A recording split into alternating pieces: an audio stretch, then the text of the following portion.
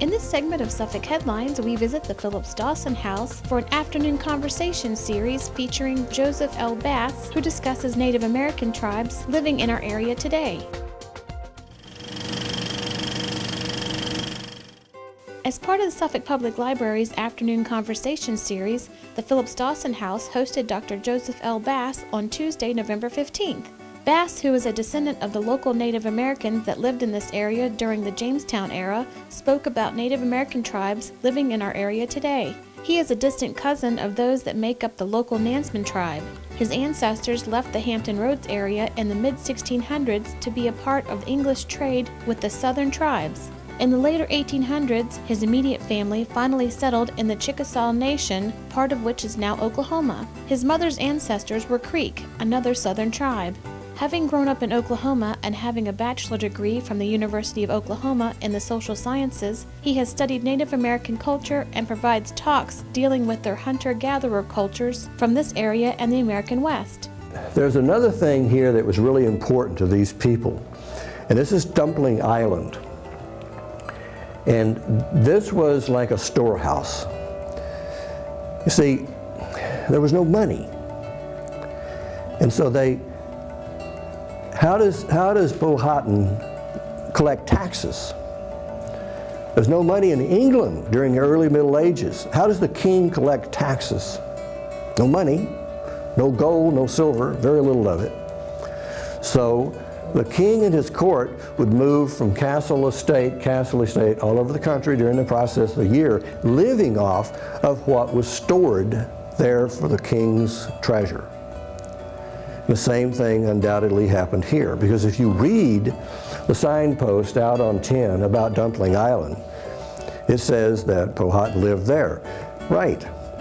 He probably lived in different places in order to go around and collect the things that, there's no refrigeration. So the same thing in England, he had to travel around. And this was the place, this was a special place. So up here, where the tribe they're starting to develop the village thing, that would have been the most important lookout station, because it overlooked the entrance to close to where Dumpling Island is located.